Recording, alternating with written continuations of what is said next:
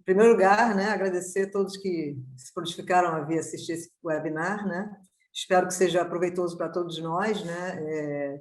Depois eu vou daqui a pouquinho apresentar as pessoas que vão contribuir aqui com esse webinar. Primeiro, eu gostaria de me apresentar, para quem não me conhece, meu nome é Elisa Sutelino, eu sou professora aqui do Departamento de Engenharia Civil da PUC, do Rio. Eu também sou coordenadora do grupo da curso de especialização, pós-graduação, né, em gestão em projetos BIM, junto com o Cristiano Travassos, o Saad, que está no slide dele agora.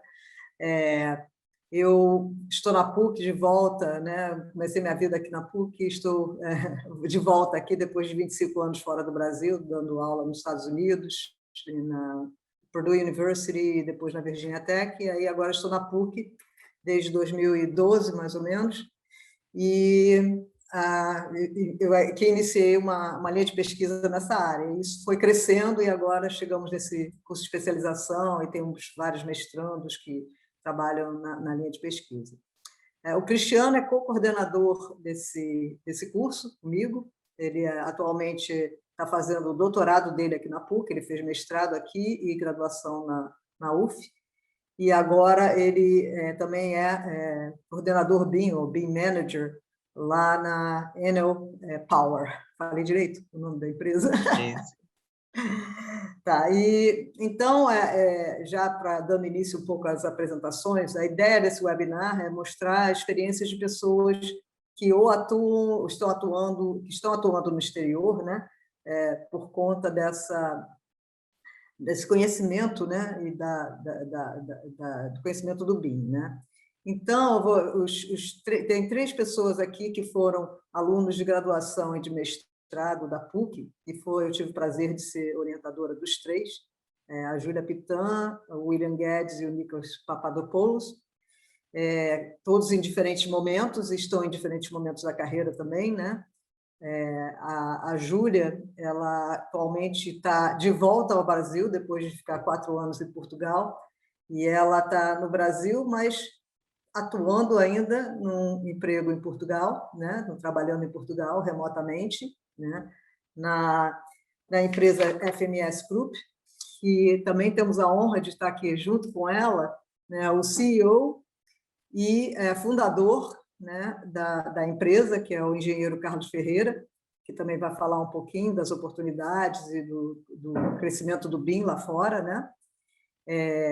O Nicholas Papadopoulos, ele trabalhou 7 anos aqui na PUC como analista de sistemas no grupo TechGraph, né? Agora está em Portugal nesse momento, né? Trabalhando na empresa FO Eng também como assistente de modelagem BIM, e já está em Portugal, lá estabelecido, né? E vai falar um pouco dessa experiência dele.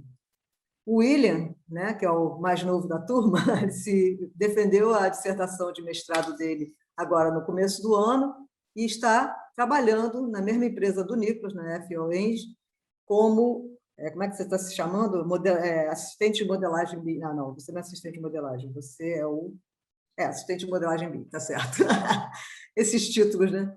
Mas, de qualquer forma, todos eles tiveram oportunidade por ter esse conhecimento, né? E é uma coisa que a gente quer enfatizar e mostrar aqui alguns exemplos para vocês, né? Então, a gente gostaria que isso fosse, além de só uma apresentação, um bate-papo com perguntas da audiência, com certeza vocês vão ter muitas perguntas, né? Se puderem fazer no chat, a gente vai tentar respondê-las à medida que elas forem aparecendo, tá? Nesse momento, então, eu vou passar a palavra para o Cristiano, né, que vai falar um pouquinho mais da organização desse webinar. E eu gostaria de particular, antes de terminar, agradecer ao engenheiro Carlos Ferreira e ao Nicholas, porque lá já é um pouquinho mais tarde do que aqui, né?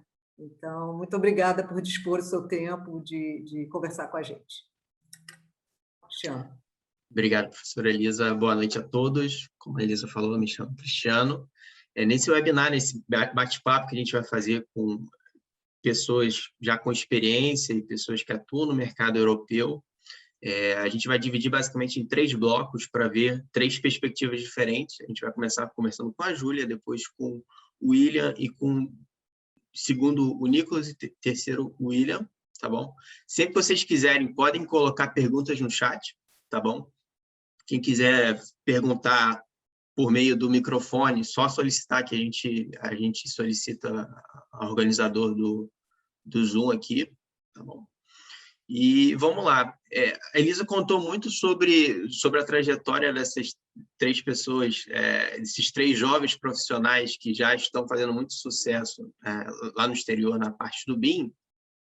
E a gente vai começar falando com a Júlia. A Júlia, ela teve tem essa experiência vasta com coordenação BIM, já atual, mas, se eu me lembro bem, né, Júlia, quando você começou a sua carreira profissional em Portugal, você não tinha um conhecimento específico do BIM. Foi uma coisa que você foi desenvolvendo ao longo do seu tempo. E aí eu queria que você contasse um pouquinho para a gente como que foi, no início da sua jornada em Portugal, trabalhar sem conhecimento do BIM, principalmente na prática, e se as oportunidades de carreira na Europa que você viu durante esses 4 anos exigiram algum conhecimento em BIM, mesmo que não seja um cargo específico de BIM. Sim, sim, boa noite a todos. Primeiro, obrigada, Elisa, Cristiano, mais uma vez pela oportunidade. Eu acho que nós não trabalhamos sozinhas, né? Então, acho que essas reuniões, esses grupos de estudo que fazem isso evoluir. Então, vou falar um pouquinho da minha trajetória para poder encaixar nisso de Portugal, né? Como a Elisa estava a dizer, eu me chamo Júlia, sou brasileira, fiz o bacharel, mestrado na PUC e fui para Portugal com o objetivo de fazer o doutorado na FEUP, né? Faculdade de Engenharia do Porto. E no meu mestrado, orientada pela Elisa, o estudo se baseou na instabilidade local de vigas casteladas, e a ideia era seguir essa área no doutorado, né? Entretanto, logo no início do meu percurso em Portugal, eu conheci o engenheiro Carlos Ferreira, que está aqui com a gente, e fiz a minha primeira entrevista para a FMS. Nessa primeira entrevista, o engenheiro já me perguntou sobre os meus conhecimentos de BIM, né? E disse que um dos principais objetivos da empresa era avançar nessa área, né? Que era essencial ter motivação para poder contribuir para a empresa nesse sentido. E aí, quando eu comecei a colaborar para a FMS, já estava tendo uma formação interna em BIM, com um formador que tinha trabalhado há vários anos na Inglaterra. A formação era com todos os colaboradores da empresa, né? A gente começou desenvolvendo um projeto piloto, que foi uma habitação unifamiliar, porque um dos principais objetivos era que esse projeto piloto não tivesse grandes dimensões, né? Que ele não fosse muito complexo. E foi bastante interessante, porque a gente conseguiu, dentro da empresa, né, com todos os colaboradores, desenvolver todas as especialidades de projeto.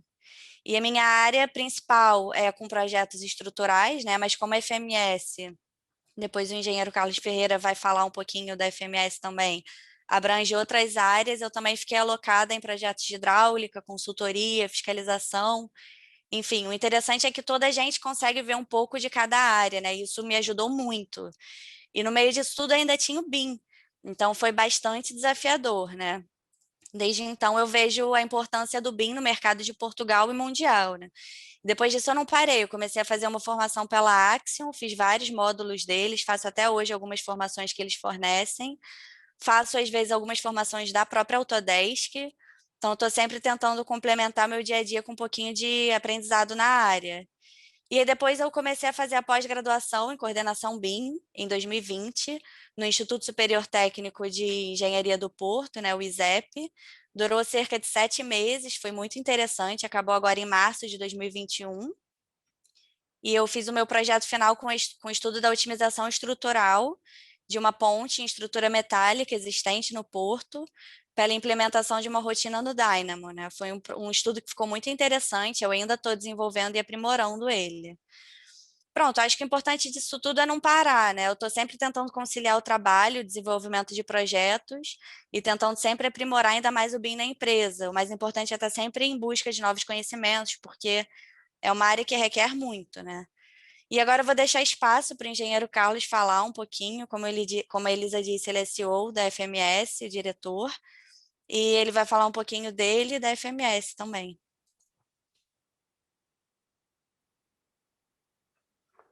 Boa noite a todos. Eu gostava muito de agradecer a oportunidade à professora Elisa e ao Cristiano por me convidarem para este webinar e dar a oportunidade também de dar a conhecer um pouco a FMS a nível internacional. Se bem que no Brasil já tivemos presença um pouco na fase de grande desenvolvimento dos Jogos Olímpicos do Mundial, não é? O meu nome é Carlos Ferreira, eu sou engenheiro civil, sou engenheiro de estruturas, basicamente. A minha paixão era estruturas especiais e pontes. Fiz o curso em Lisboa. No entanto, a nossa empresa está sediada na zona norte de Portugal. Eu estou em Portugal, no Porto. E, de facto, o BIM, eu tenho um sócio que é arquiteto e, na altura, percebi, desde logo, a importância fundamental de integrar as especialidades de projeto. Arquitetura e engenharia, pelo menos cá em Portugal no passado, eram muito separadas. Portanto, os clientes falavam com arquitetura, com os arquitetos, depois iam falar com os engenheiros e normalmente não havia um match no projeto de execução e isso sobrava para o dono de obra que teria de pagar trabalhos a mais e tudo que é fora do orçamento.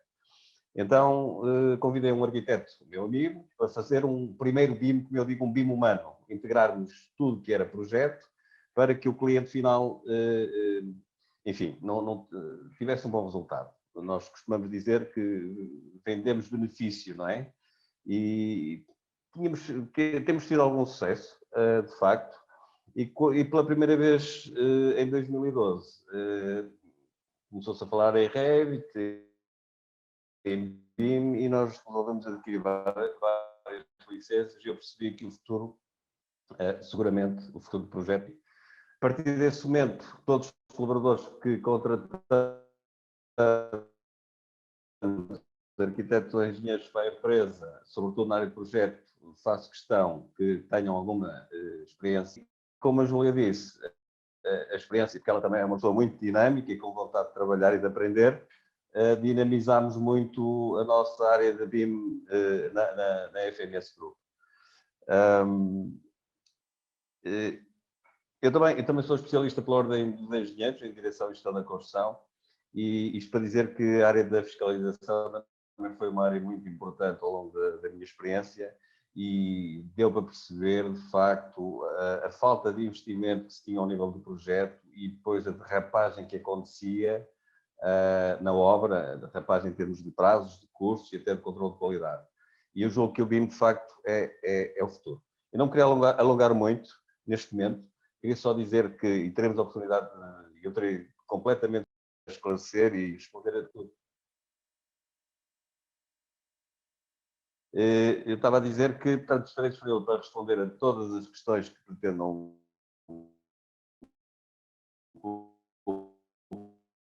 colocar, mas dizer só nesta fase que a Júlia, neste momento, é funcionária da FMS, tem um convite para desenvolver e fará parte, inclusive, deste projeto FMS Brasil, que será um... E pronto, eu de momento ficava por aqui e dava a oportunidade ao próximo colega.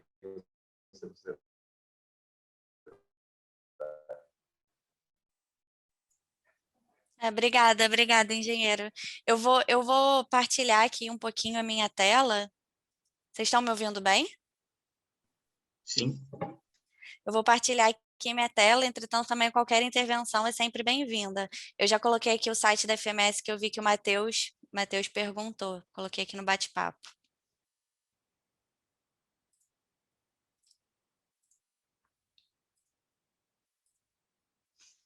Pronto, então eu vou falar aqui um pouquinho da FMS. A FMS é uma empresa de 23 anos de idade, focada na arquitetura e na engenharia, com todas as especialidades sendo reproduzidas, né? Em 2012, como o engenheiro falou, incentivados pelos Jogos Olímpicos, nós implementamos a FMS Brasil, que ficou um tempo inativa, mas que a gente vai reativar precisamente agora com projetos em BIM, como o engenheiro Carlos falou, que agora, né? Eu voltei esse ano e a gente já vai começar a implementar isso. E, além disso, no mesmo ano, em 2012, nós fizemos essa nossa aposta em BIM, e como a FMS abrange todas as especialidades, a comunicação interna da empresa fica bastante ágil, né? Quando a gente fala em comunicar, acima de tudo, é muito importante a estruturação das pessoas, né? Como que elas se comunicam, quem as gere. E nós, na FMS, há vários anos, desde que fizemos essa aposta em BIM, começamos a perceber que é essencial definir essa estruturação. ou seja, a função que cada um desempenha lá dentro. E essa é mais ou menos a árvore que nós temos lá. Então, a Célia, como BIM Manager, é a líder operacional do BIM. Eu tô como um braço direito da Célia, impulsionando o BIM na FMS, sempre em busca de novas metodologias, transmitindo conhecimento para a equipe, planejamento de recursos interno, com custos, cronogramas. E aí depois tem os coordenadores BIM, que tem uma função mais de controle de qualidade, mais em um nível operacional, né, de cada task team. E aí depois tem os BIM Authors, que estão envolvidos nessas criações dos modelos e que vão fazer essas informações estruturadas, né? E aí, além da importância de definir a função de cada um no processo, é importante também definir as etapas do processo. Esse é mais ou menos o nosso fluxograma. Aqui o processo é normal, a diferença é que a coordenação é feita com base num modelo, né? Então, a gente tem a adjudicação do processo, a definição de todos os requisitos, a definição da CDE, depois a gente tem as reuniões organizacionais, com as equipas, definição das equipas, dos modelos tipos, da georreferenciação, a divisão espacial do modelo. E aí depois toda a gente começa a desenvolver esse modelo, gerando essas informações estruturadas. Normalmente são feitas reuniões de projeto semanais, depende muito do projeto, e o coordenador faz análise com base no modelo federado, né, para que toda a gente perceba no conjunto como é que estão todos esses projetos juntos. Isso normalmente a gente faz no Navisworks. As incompatibilidades, elas vão sendo indicadas, sempre levadas em atas de reunião com alguns marques, e fica em alta de reunião até que todas elas fiquem resolvidas, né? Ou seja, esse ciclo ocorre durante todo o processo. E se falamos em processo produtivo, troca de informação, essa é a árvore que nós achamos essencial, é fundamental existir, né? Essencial. Então, para a gente tem 2 pontos de arranque um projeto.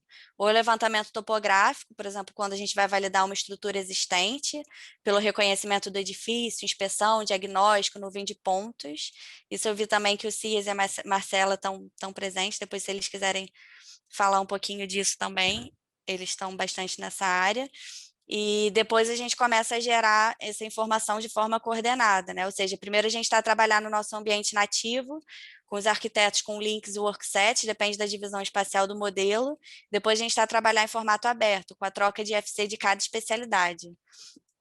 E então os principais envolvidos vão sempre alimentando o modelo de informação, com o início do processo pela solicitação, a definição dos usos BIMs, dos BIM roles, estabelecer os requisitos para saber exatamente o propósito do modelo, que é o mais importante. Depois os projetistas geram essas informações e para evitar refazer trabalho, a gente está continuamente indo verificar se nós estamos indo de encontro com as normas, né? Ou seja, se a gente está a produzir todas as peças de desenho necessárias, se estamos incluindo todas as informações estabelecidas no contrato, e esse modelo depois tem que ser sempre aprovado pelo coordenador de cada equipe de projeto. E quando falamos em tecnologia, obviamente, sem software não há BIM, né? E dentro dos softwares, nós não trabalhamos com um só. As disciplinas têm os softwares próprios, todos esses softwares fazem parte de um todo no nosso dia a dia. Obviamente, nós optamos sempre por um, mas muitas vezes a gente tem que ir mudando de acordo com a necessidade, de acordo com o projeto. Por exemplo, eu posso trabalhar com Revit, mas se eu tiver necessidade especial do desenvolvimento de um projeto horizontal, como estradas, eu posso trabalhar com o Inventor ou com o Civil 3D, que é muito mais otimizado que o Revit. E o mais importante disso tudo, o mais importante é que todos eles fazem parte de um todos, eles têm que estar interligados. E eu vou mostrar agora um pequeno exemplo que a gente fez com um projeto de arquitetura, estruturas em wood frame, hidráulica e o que a gente chama de BIM Hollywood, que é a geração de renders, né, imagens, tudo isso formando esse modelo com essa informação estruturada. E então a gente está sempre tentando juntar esses 5 fatores, né? A tecnologia, o uso, processos, pessoas e a comunicação. Que a gente pode dizer que não é um processo fácil do ponto de vista técnico, que é a utilização da ferramenta, do ponto de vista financeiro também não é fácil, porque tem um custo alto, né? Do ponto de vista operativo, que é mudar as ferramentas e as rotinas, o processo de trabalho é ainda mais complicado. Mas como o Carlos disse anteriormente, as pessoas precisam se reinventar, né, para atender essas novas demandas. E os projetos são quase que como máquinas de produção. O pedido entra por um lado e do outro lado tem que sair o projeto feito, com prazos, com datas, com requisitos, é tudo muito dinâmico. E o BIM nos ajuda um pouco a garantir essa uniformidade, essa qualidade dos processos. Basicamente é isso. Estamos aqui à disposição para se vocês tiverem alguma pergunta. Bacana, muito obrigado, Júlia. Surgiram duas perguntas bem interessantes aqui no chat. Uma mais técnica, o Pedro Faial. Olá, Pedro, tudo bem? Está perguntando se vocês utilizam BIM concomitante com as metodologias e os conceitos de Lean Construction ou Agile. Então, vocês já têm essa sinergia dentro da FMS? Isso a gente ainda precisa aprimorar. O Francisco, que também veio para o Brasil, que representa a Edgreen, ele trabalha com eficiência energética e a gente está sempre conversando sobre, para tentar alinhar isso de sustentabilidade e inovação, mas é um ponto que a gente ainda tem que desenvolver e aprimorar mais. Mas em Portugal tem uma empresa que acabou de Júlia, sair um eu projeto talvez em Lean. possa ajudar. Uhum. Sim, Júlia, eu posso ajudar. Nós temos, de facto, um projeto que era uma parceria até com chineses, que era de Wuhan, e que tinha precisamente já o edifício administrativo seria construído com metodologia Lean, digamos, com toda a eficiência. E, de facto, o BIM é muito transversal, começa desde o programa e vai ao Facility Management, não é? Portanto, estamos a falar um pouquinho, é um processo que abarcará todo o processo construtivo, desde a sua concepção à sua manutenção. Nós, nesta fase, estamos ainda em fase de projeto, embora aqui na Europa, pelo menos, já se fala imenso nos próximos passos. Eu presumo que, num curto prazo, estou a imaginar na obra o encarregado, e nem será o engenheiro, será um encarregado com alguma formação, que com o seu tablet, sem desenhos, sem papéis, mas com os desenhos no tablet, e com sistemas completamente autónomos e otimizados, não é? Em termos da eficiência energética, mas não só, da sustentabilidade, fazer as encomendas diretamente a partir do projeto. De facto, não chegámos ainda aí, pelo menos na FMS, mas sabemos e temos consciência que é para aí que se caminha, não é? Era só para dar tentar responder à questão do Lean, não é? Da sustentabilidade. E em relação ao Agile, o plano de implementação BIM de vocês, ele é feito num plano de longo prazo ou são em vários ciclos de curto, médio prazo para poder ter uma implementação sucedida do BIM? Vocês estão adotando qual forma de implementação?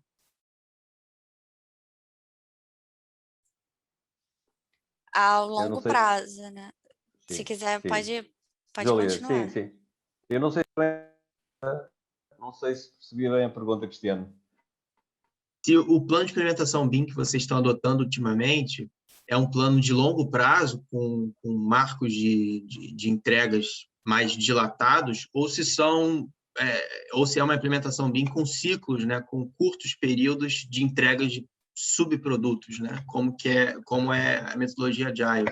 Que hoje em dia tem muito falado sobre isso, sobre se vale mais a pena a gente implementar o BIM e esperar um resultado daqui a um ano, ou a gente tentar implementar o BIM em curtos períodos e ter alguns pequenos resultados em 1, 2, 3 meses.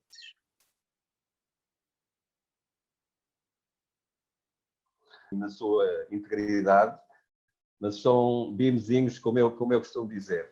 De facto, não é um processo muito simples, mas é um processo que vale a pena. Como eu posso, e podemos falar mais à frente, é um processo que exige muito investimento inicial, em termos de pessoas que saibam trabalhar em BIM, pessoas que dominem o sistema e a tecnologia,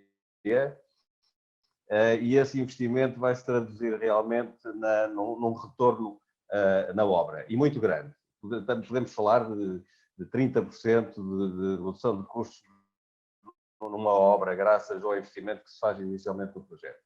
Claro que, e pelo menos eu falo pela realizados em BIM, e cá estamos a poucos passos disso, mas não temos ainda a veleidade e o próprio cliente ainda não consegue contratar o processo no seu todo, digamos assim, até ao facility management ou até a manutenção em si, não é? Portanto, o que nós estamos neste momento a fazer é, enquanto projeto, integrar ao máximo, e como aquele pequeno projeto que a Júlia mostrou, integrar todas as especialidades na arquitetura, detectar colisões de projeto e minimizar erros de projeto para evitar precisamente derrapagens de custo na obra. Basicamente é esta fase em que estamos. ainda não passámos à fase até da própria segurança, que poderá ter em obra, da construção, enfim, é um mundo novo, inevitável, mas nós estamos a fazer isso por etapas, porque, como eu digo, é preciso que as pessoas, e a estar aqui com a convite da professora Elisa, porque acho que é fundamental as pessoas se prepararem nesta nova tecnologia. Não é nada muito complexo, mas não é fácil. Quer dizer, é preciso investir, é preciso estudar, é preciso investir, e eu, como mais à frente poderei dizer, estaremos, nós próprios, a FMS Brasil, sobretudo, estará disponível para contratar técnicos preparados que saibam trabalhar em BIM, não é? Pronto, era isto, para não alongar muito. Só uma perguntinha aqui no chat, Cristiano. É uma pergunta sobre a implementação, né? Então, são duas parecidas, né? Primeiro, se as demandas BIM foram focadas em alguma disciplina específica, tipo arquitetura e estruturas, mas também tem uma pessoa aqui que está, o Tadeu, né, que está preocupado, né? Ele tem que implementar na empresa o BIM, né? E que ele quer saber essa questão, né? A complexidade da implementação realmente, de fato, do BIM. Eu acho que mais relacionado ao pessoal, né? Mas eu acho que você parcialmente respondeu no sentido que, se a pessoa já chega com um conhecimento básico no assunto, né, essa implementação se torna um pouco mais tranquila, né?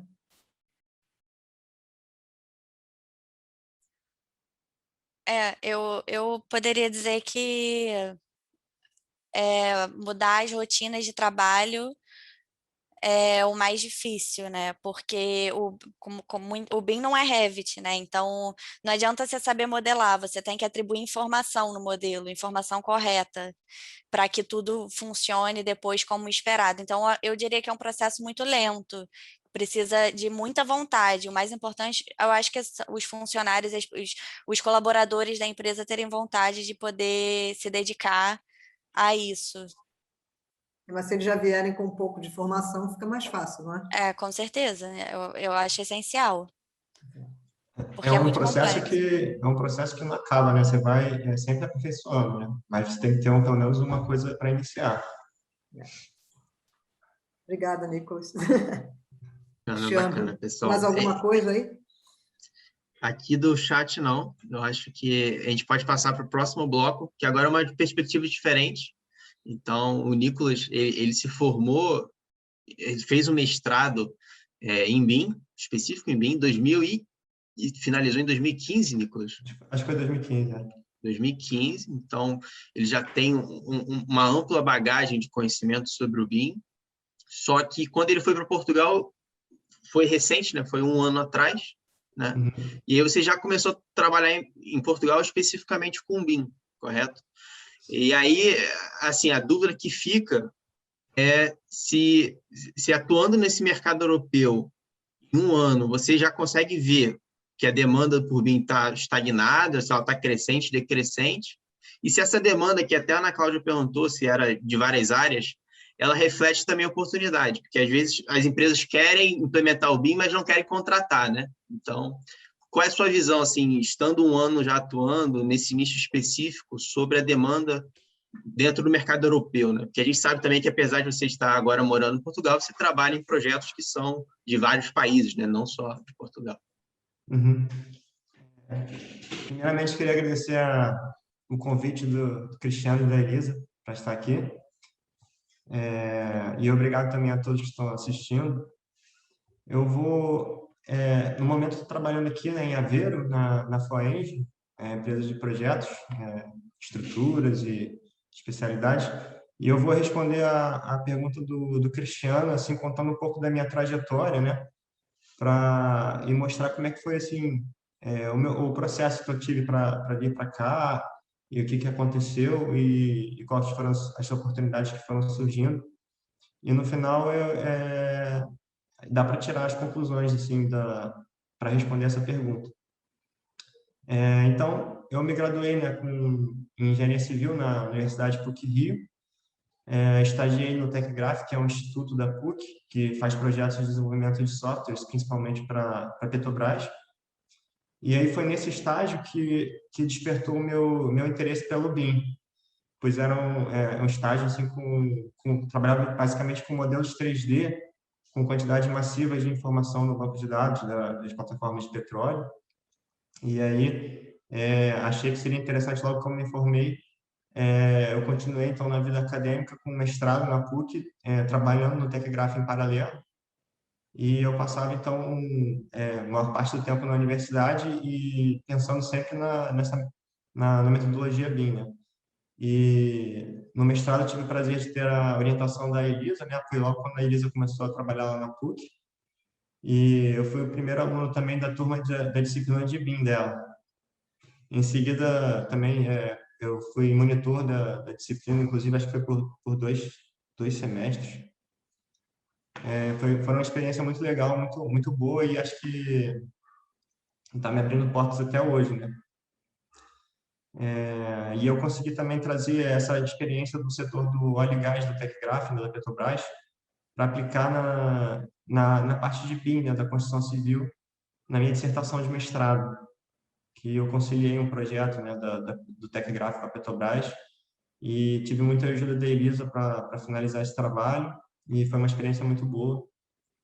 E depois disso, depois que eu terminei o mestrado em 2015, eu fui efetivado no TecGraph, continuei trabalhando indiretamente, né, com o BIM, na parte de óleo e gás, na indústria de petróleo, e contribuindo assim com melhorias no desenvolvimento de softwares, né, que o TecGraph desenvolvia na época, ainda desenvolve, né, softwares para 3D, de visualização. No nosso caso lá era um software de visualização para fazer o design review, e desenvolvia também metodologias, né, do uso do 3D para a gente poupar, ajudar a Petrobras a gastar menos com deslocamento até as plataformas. A gente podia fazer no 3D, você faz no 3D, e você já chegava lá na plataforma já sabendo, já com os dados muito mais assim levantados no escritório, para você atuar diretamente. Então, você conseguia poupar muito assim, o tempo de hospedagem na plataforma e os custos, né? Então, nessa época, eu comecei também a trabalhar em paralelo com projetos de energia solar, né, de pequenos e médios portes, da minha empresa, lá que eu abri no Rio de Janeiro. E aí eu continuei trabalhando com esses projetos em particular, mas em 2020 eu decidi, tinha vontade de ter uma experiência no exterior, e então eu decidi assim morar fora. E um dos lugares que eu estava vendo era Portugal, assim, por motivos assim que meu irmão já tinha vindo, tinha questões mais pessoais assim de família. Foi um bom lugar que eu achei que seria bom eu vir para cá. Mas logo que eu cheguei aqui, foi assim, final de janeiro, fevereiro, a pandemia estava assim começando, né? Estava se agravando na Itália e tal. E em março já começou o lockdown aqui em Portugal. E eu estava me organizando aqui ainda, procurando casa e tudo. E então logo quando eu cheguei, quando começou essa questão da pandemia, foi um pouco difícil, né, de encontrar um trabalho assim, porque estava tudo parado.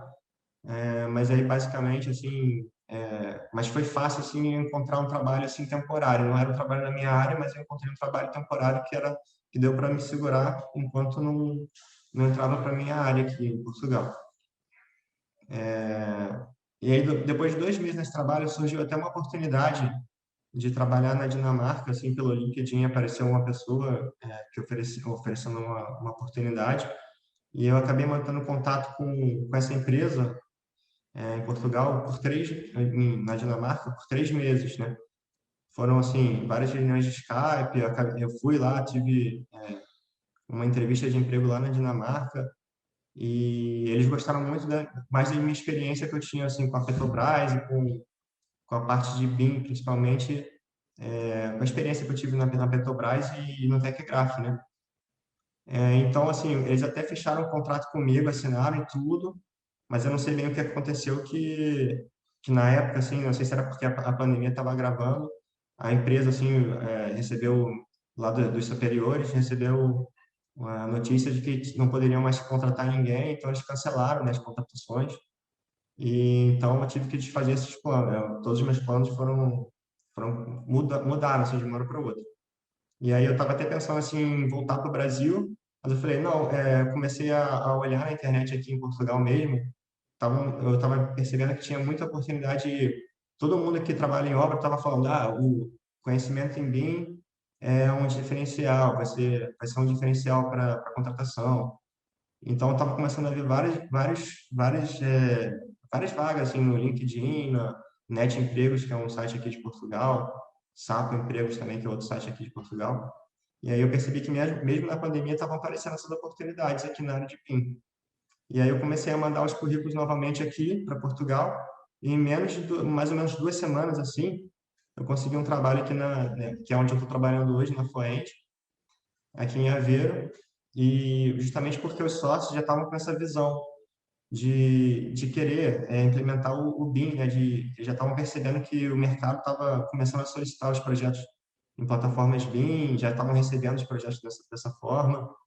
E então hoje eu estou trabalhando aqui na Foend, é uma empresa de projetos de arquitetura, especialidades, estrutura elétrica, hidráulica, VAC, e atuamos fortemente também na área de energia solar aqui em Portugal, que era uma área que eu também já estava atuando no Brasil, né, que eu gosto.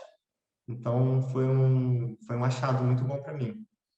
E apesar do BIM Mandate, né, da norma BIM aqui em Portugal ainda não está oficializada sobre a construção aqui já está começando a buscar especialistas nessas áreas, porque sabem que o ganho de eficiência na elaboração dos projetos é muito grande.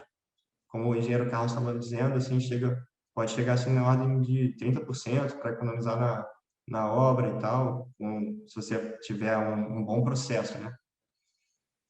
Muitas vezes aqui em Portugal, os clientes são da Alemanha, como aconteceu aqui na Foeng, que nós temos uma empresa alemã, um projeto aqui, ou então até de outros países da Europa, né? Que a União Europeia é meio que tudo muito, muito ligado. E no caso dessa questão da Alemanha, a empresa já pediu que o projeto fosse feito em BIM, que é uma indústria que, aqui em Portugal, fazendo que é uma indústria que é uma indústria alemã numa cidade aqui em Portugal. E eles pediram que fosse feito em BIM, então isso já faz com que Portugal também abra os olhos para querer contratar pessoas com conhecimento nessa área. Então, aqui na Foeng, por exemplo, eu cheguei aqui justamente para começar essa parte de BIM, a gente está ainda muito no começo da implementação.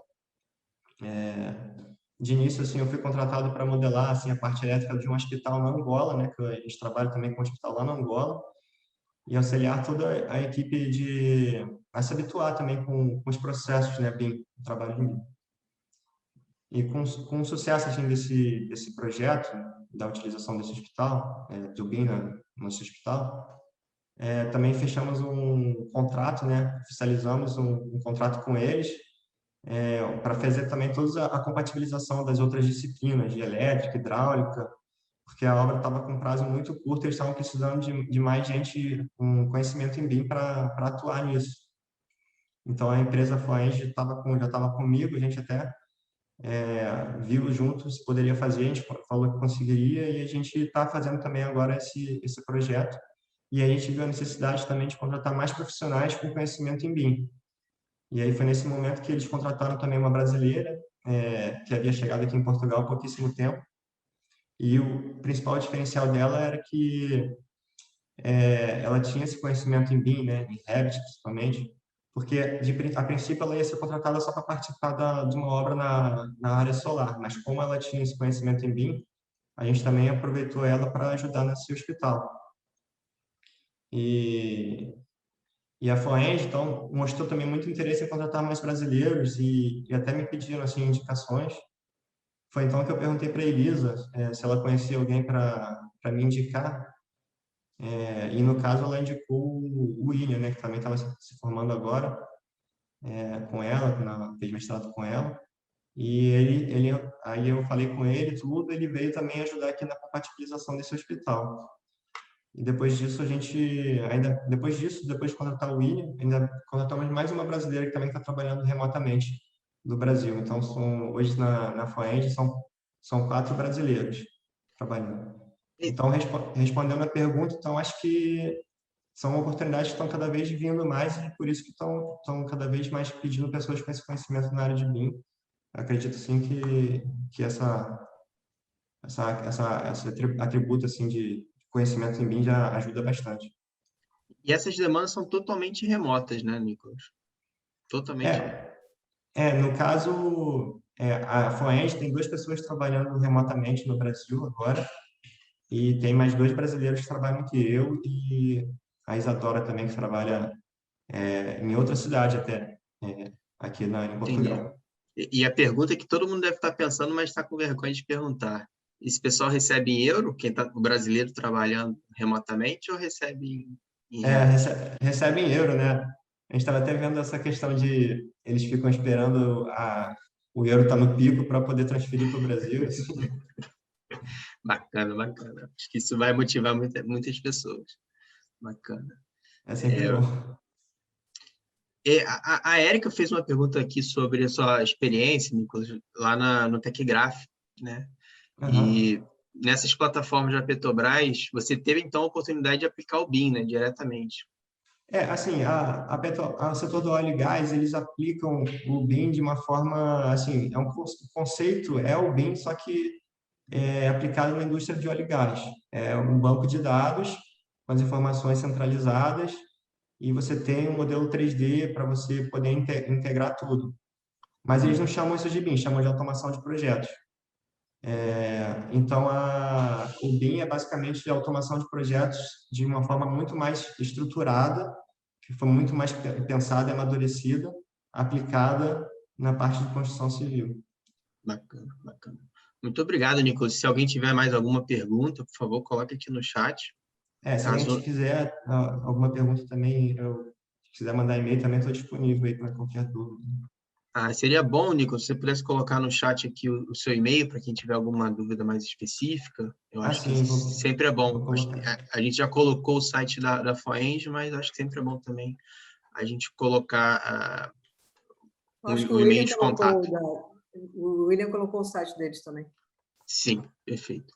E aproveitando o gancho, se ninguém tiver mais nenhuma dúvida, agora, falando um pouquinho dessas plataformas para buscar oportunidades de BIM, que a Ana perguntou, e o Nicolas até citou 3 aqui, a gente queria saber de você, William, como que foi essa busca por empregos no Brasil e na Europa, logo depois de você ter se formado como mestre em ênfase em BIM, né? E se essa especialização, esse mestrado que você fez em ênfase em BIM, foi de fato um diferencial no seu currículo. Tem muita gente que acha que às vezes não é diferencial. Como que foi isso? Como está sendo, né? E se você puder dar alguma dica a mais aí para o pessoal que está buscando oportunidades no exterior, eu acho que todo mundo vai agradecer.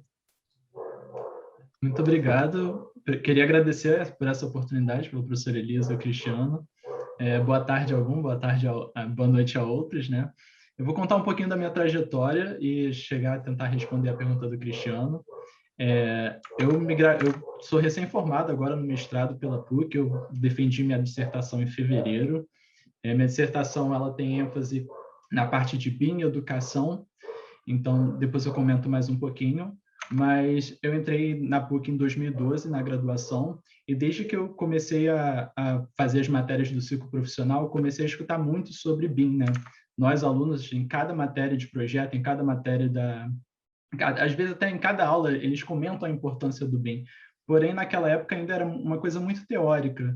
Então, eu, como aluno, via muito esse gap entre a aula e a vida prática, né? A gente ia para a aula e via muitas questões das vantagens, desvantagens, como era o BIM, como se aplicar, como implementar, porém a gente não via essa questão muito prática. Então, ficava na cabeça, mas eu não sabia muito bem como que isso era na vida real prática. Então, minha vida foi muito acadêmica, eu acabei não tendo muita experiência de trabalho em projetos ou em obras ou alguma coisa assim. Eu fiz um intercâmbio e quando eu voltei, eu já estava no final do meu curso, foi quando eu tentei buscar um estágio para me formar, mas como eu estava já no final da faculdade, muitas empresas não queriam contratar como estagiário, né? Então, eu tive um pouco dessa dificuldade e foi quando eu encontrei uma vaga no TechGraph, que era uma vaga de pesquisa e era uma pesquisa relacionada a HBIM. que é uma extensão do BIM voltada para edifícios históricos. Era algo que eu nunca tinha ouvido falar, então era totalmente novo para mim. E é justamente essa questão de você preservar as características e informações desses edifícios para poder melhorar a manutenção, gestão e a conservação deles, né, no futuro. Porém, foi muito pouco tempo, foram 2 meses ou 3 que eu participei desse grupo. Eu saí logo antes deles começarem a modelar o edifício, que é o Solar de Grandjean, que fica dentro da PUC, no Revit. E logo em seguida eu percebi que a graduação não estava sendo suficiente para eu me formar e ter esse conhecimento em BIM. Então, eu pensei em me especializar, foi aí que eu decidi logo em seguida entrar no mestrado. Na época a gente começou com uma crise aqui no Brasil, então as vagas estavam muito precárias, então eu aproveitei essa oportunidade para me especializar. E ao entrar no mestrado foi onde eu me encontrei, principalmente na disciplina da professora Elisa, que foi assim um divisor de águas para mim. É uma disciplina que eu gosto muito de comentar, porque ela é totalmente diferente de qualquer disciplina que eu já tinha visto na graduação. É uma disciplina meio invertida, né? O professor ele está ali como facilitador, a gente está mais como alunos ativos, e desde a primeira aula nós somos instruídos a pensar como se fosse na prática utilizando a metodologia BIM. Então, os alunos são divididos em grupos, em equipes, tem equipe de arquitetura, de estruturas, de instalações hidráulicas especiais e elétricas, por exemplo.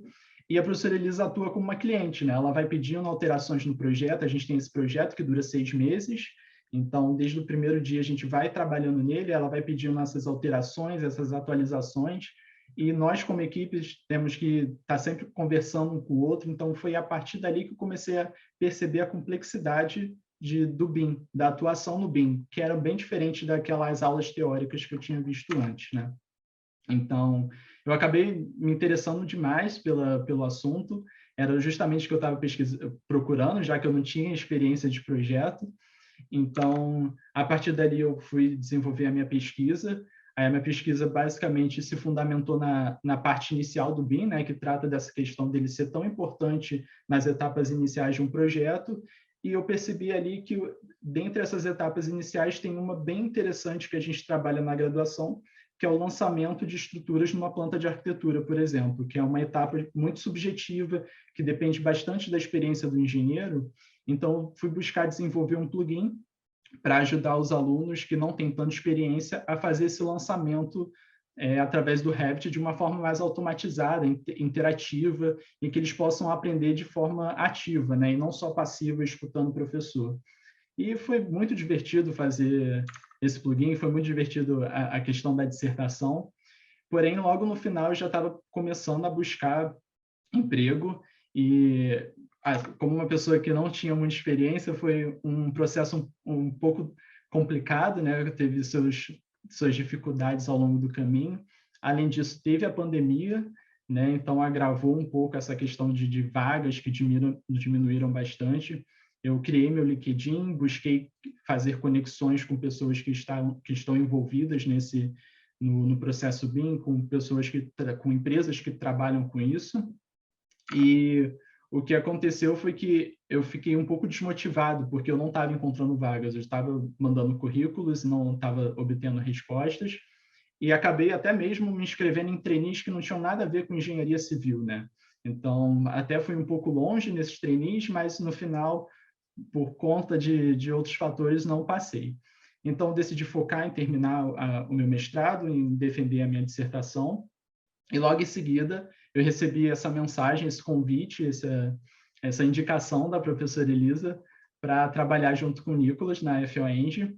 E aí que eu trago a importância da conexão, né? Porque nessa disciplina da Elisa, o Nicolas deu uma aula sobre energia fotovoltaica.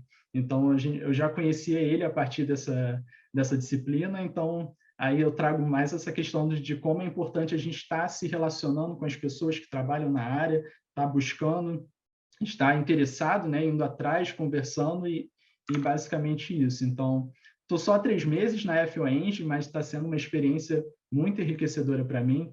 Eu vejo muita similaridade com a disciplina, né? Toda semana, todo dia, basicamente, a gente tem reuniões que a gente fica discutindo como levar o projeto, como atualizar ele, e isso tem me motivado bastante. É o meu primeiro trabalho, então, assim, está sendo minha primeira experiência.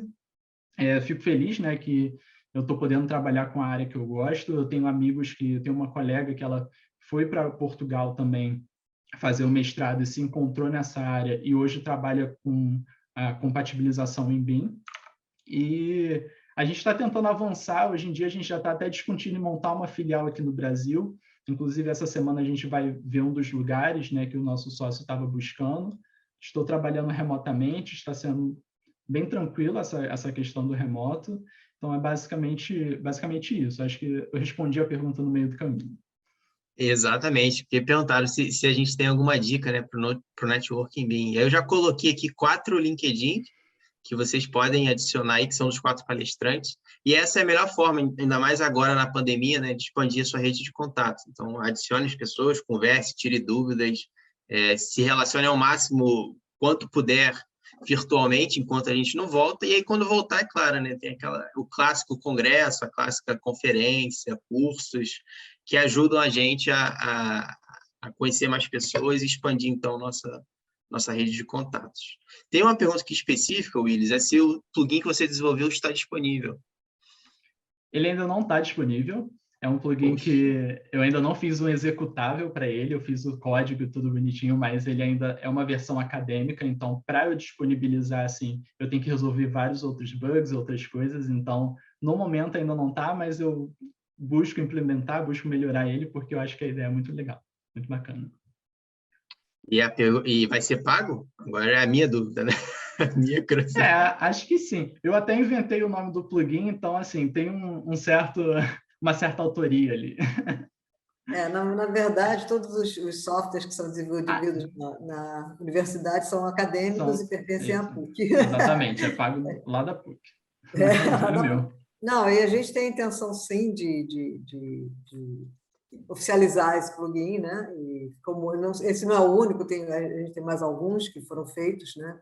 Pelo grupo, o nosso grupo de pesquisa chama-se RioBIM, que, aliás, o Cristiano pode até botar aí o link também, né? Para a página do grupo, que a gente faz muita pesquisa nessa área. Mas eu acho que uma pergunta que interessa aqui o pessoal, que eu não vi ninguém perguntar, e é uma pergunta que eu fiz até, né, para vocês antes, né? E talvez seja bom para eles.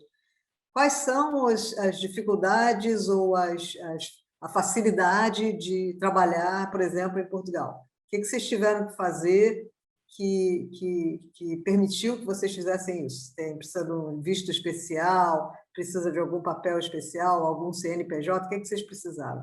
Eu acho que cada um de vocês pode responder essa pergunta, porque são 3 casos diferentes, então talvez isso ajude algumas pessoas na audiência. Júlia?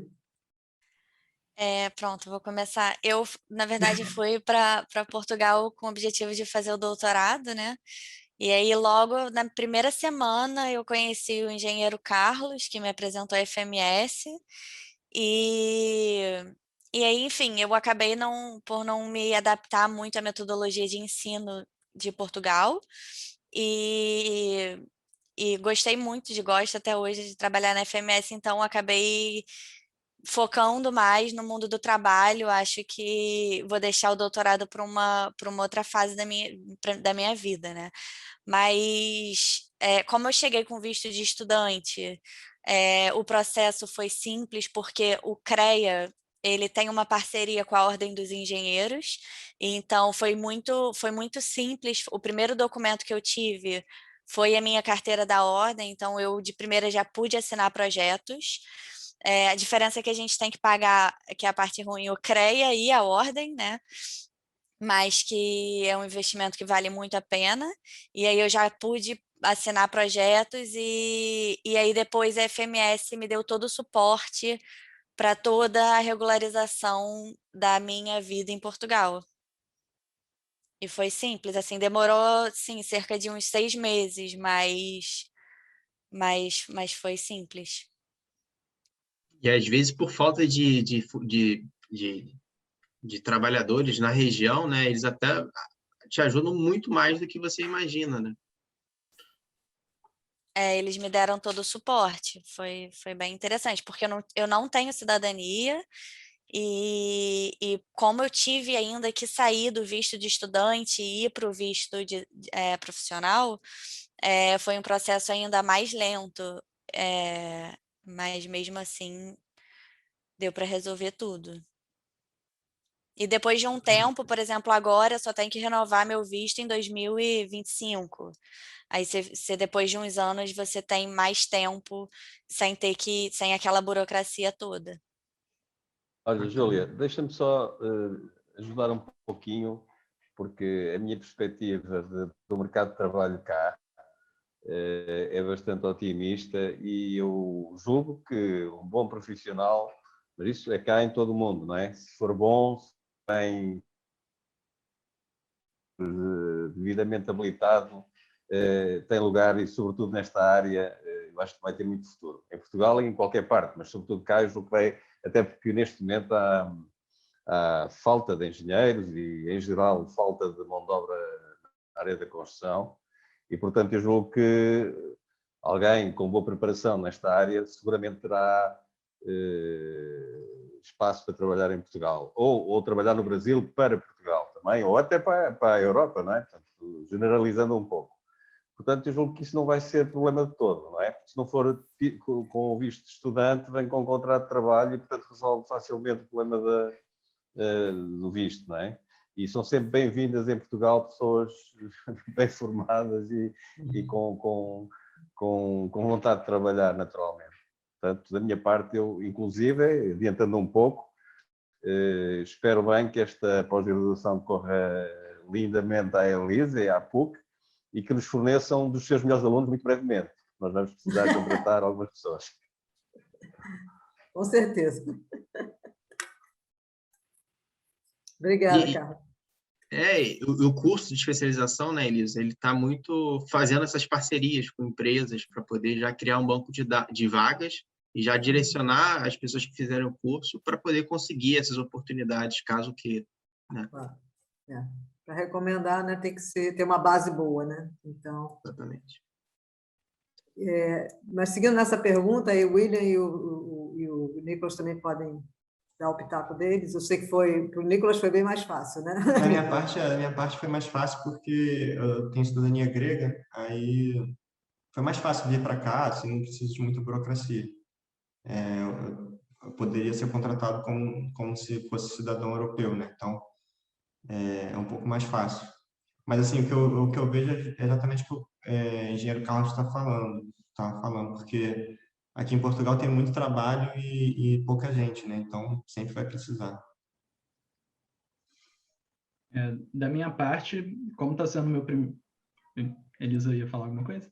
Não, eu ia falar aí para você, como é que foi? Muita burocracia para poder receber em euro?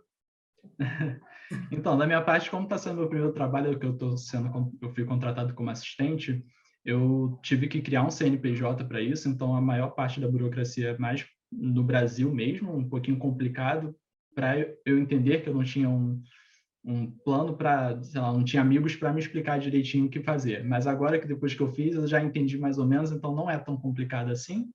Mas para receber de lá de fora, tranquilo, eu só tive que criar um banco, né, que pudesse fazer essa transferência.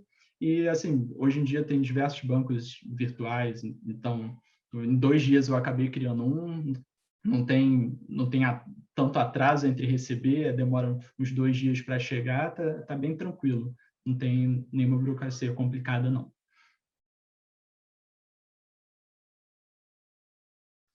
Tá sem voz. Tem uma pergunta aqui no chat, né, que uma pessoa quer saber quais são basicamente os trâmites, os pré-requisitos para a prestação de serviço em Portugal de uma empresa, não de uma pessoa. Alguém pode responder essa?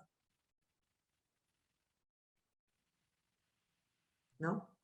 O que eu percebo é basicamente emitir uma nota fiscal, mas tem que ter para o estrangeiro, né? O William estava vendo essa questão também.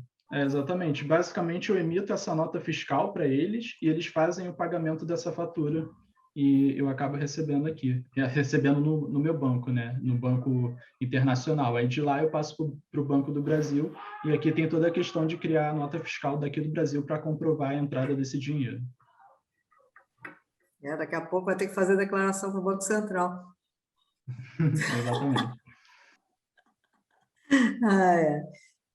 Cristiano. Brincadeiras à parte, eu vou contra o brasileiro, né? Fico rezando para o euro subir, porque, né? Mas é basicamente isso. Tem mais alguma coisa? Aqui do chat não temos mais nenhuma pergunta. Se alguém tiver mais alguma pergunta, por favor, fiquem à vontade. A gente já extrapolou aqui 5 minutos. Mas, obviamente, vocês fiquem à vontade para continuar perguntando alguma coisa.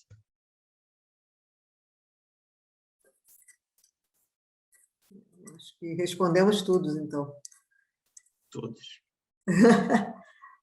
A gente já colocou aqui no link quem quiser conhecer o grupo de pesquisa RioBIM, a gente já colocou o site do curso de especialização também para quem tiver interesse em se especializar na área. Como já foi bem falado, o mercado é escasso ainda em Portugal, Europa, Brasil, não preciso nem falar.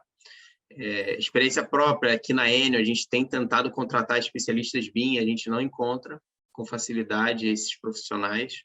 Então, para quem quiser, né, se direcionar nesse mercado, a hora é agora, né? Eu sei que, para quem já me ouve um tempo, toda hora fala a hora é agora, porque realmente a pandemia parou tudo. Então, a hora de agora, um ano atrás, continua sendo a hora de agora. Então... Mas ela abriu portas também, né, Cristiano? Porque Exato. essa coisa toda de trabalhar remotamente com o BIM é muito mais fácil. Então, é possível, né? Então, não necessariamente você precisa se mudar de país, ou tem que fazer uma transferência muito mais complicada do que trabalhar onde você está, mas só que numa empresa, e cada vez mais isso vai acontecer, né? Então, as oportunidades estão aí, né? Para quem conseguir esse conhecimento, né? E não é um conhecimento, e de novo, enfatizar que é muito diferente a metodologia BIM, o processo BIM e como ele é implementado do modelo BIM, né, que é o Revit. Então, BIM não é Revit, e não custa enfatizar isso, né? Bom, acho que é isso, né, Cristiano? Acho que não tem mais nenhuma pergunta, eu acho que a gente pode encerrar, né? Eu gostaria, de novo, de agradecer muito mesmo, né, os palestrantes, a Júlia, o William, o Nicolas e principalmente o engenheiro Carlos Ferreira. Espero continuarmos nossa parceria, né? Claro que sim. E vamos em frente, né? Eu estou sempre aqui com uma demanda e com alunos muito, muito bons, né? Que podem servir você. Eu gostaria de agradecer também à audiência, né? Por terem prestigiado, né? E qualquer dúvida, o nosso e-mail, o meu e do Cristiano, já está. Eu acho que tem uma pergunta lá, uma mãozinha levantada. A Marcela. Tem como dar o áudio para... Não está, não. Batendo palma. É igualzinho, né? Bater palma Mas agradecer vocês todos e desejar boa sorte a todo mundo. Nossos e-mails, meu e do Cristiano, estão no site do curso de extensão, né? Então, qualquer dúvida é só nos contactar. Alguém tem alguma coisa mais a acrescentar? Cristiano, quer se despedir? Com certeza. Muito obrigado novamente a todos os palestrantes. Obrigado, professora Elisa. Obrigado, CCE, que está organizando todo esse evento. E para todo mundo, para todos os participantes também, obrigado por nos prestigiar até esse horário. Espero ver vocês em breve, seja no mercado, seja na PUC, seja na vida. Tá bom? Boa noite a todos. Também. Obrigado. Boa noite. Boa noite. Boa noite, obrigada. Obrigada. Boa noite, muito obrigado.